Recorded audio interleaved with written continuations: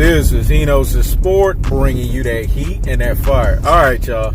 I have to come in Tibetan Mastiff, dog. Tibetan Mastiff. Let me say it again. Tibetan Mastiff. I keeps the foot on the what? On the necks. I keeps the foot on the what? On the necks. And like the Tibetan Mastiff that I am, I apply what? Unlimited pressure. Because pressure does what? It busts fucking pipes, folks. Listen, man. Hear me and hear me. Wow. Errol the True Spence, man. This guy is hilarious. He done sent an emoji out, a crying emoji saying, I give up. Here's what these classic dotes and these troglodytes, these ultra fanboys with the ultra fanboy rhetoric, these Rudy Poo and these plum brains are going to run with. Oh, I told you, man. I told you Errol the True Spence was going to quit. I told you he was going to give up, because they are sick and tired of men that are confident, purpose, and have an abundance mindset. I told you, Errol the True Spence is consistent and authentic as fuck. You don't think he hears from these classic dotes and these troglodytes? You don't think he's paying attention to these ultra fanboys with the ultra fanboy rhetoric, these Rudy Poo and these plum braids coming with pandering narratives that Errol the True Spence is going to quit boxing, that he's not going to come back, he's going to take a full year off because he needs to quote unquote rehab from Alcohol Anonymous? Come on, man. You got to be a classic dote and a troglodyte. You have to be a Rudy Poo and a plum braid. You have to be a fucking dodo damn head at the damn dodo ass highest levels. This makes me that people are sitting here eating this shit up. This is the second part of supply and demand, man. Business 101. As a matter of fact, Errol the True Spence done escalated and advanced this shit to business 202. Let me say it again.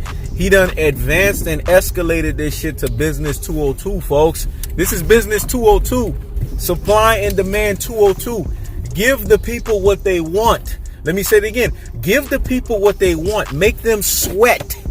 That's what he's doing. Like Keith's last name, he's making people sweat. Let me say it again. Like Keith's last name, he's making them sweat. And just like Keith Sweat, he's making people beg for more. Let me say it again.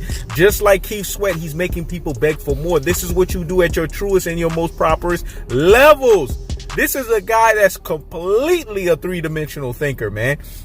He thinks on the Grandiose Sport realm, dog. This is why I fucks with Errol the True Spence, because he got y'all head rattling.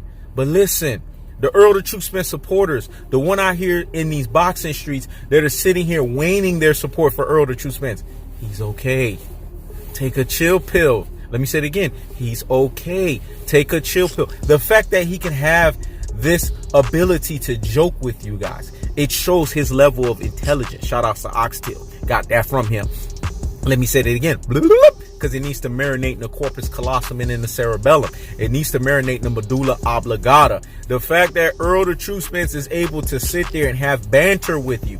Banter is comedy. It's jokes. It's basically being able to have sarcasm. You know what I'm saying? In so many variations, so many forms, and so many different facets. The fact that he's able to do this and to do it on such a three-dimensional thinking ability level to where he's really messing with your heads. He's really bamboozling you, beguiling you, and betwixting you. That's for the dodo heads, the brain full of mush followers, right? The ultra fanboys with the ultra fanboy rhetoric, the Rudy Poo and the plum brains, the classic dotes and the troglodytes. The fact that Errol the True Spence has these people doing this is comedy central on so many levels. A crying emoji. Come on, Errol the True Spence. I see you, dog. From one three-dimensional thinking to the next. Business 202. Supply and demand.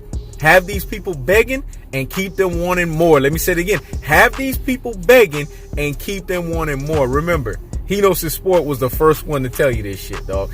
Errol the True Spence, I see you, dog. You're a smart motherfucker, dog. Because I would have been doing the same shit. As a matter of fact, I probably would do it a little bit more extreme than you. But I like the way you're doing it because you're doing it at that already, you know what I'm saying? That Texas swag level, you know what I'm saying? That DeSoto level, you know what I'm saying? That 214 level, dog. The D-Town level, man. I like the Texas swag, dog, because you're letting everybody know in Texas, everything is big. Like the vernacular of Texas, the state, right? The vernacular with Texas is we do everything big in Texas. And that's what Errol the True Spence is doing. He's setting up his rock star comeback as the state of Texas. He's making this in grandeur fashion. And if you are truly a deep thinker out here in these boxing streets, you could see this for what it truly is at its truest and its most properest levels. Errol the Truth Spence, you get the biggest salute of the damn day. That's why you my favorite boxer, dog, because you know how to mess with people's heads just like he knows his sport. This is He Knows His Sport. Checking out.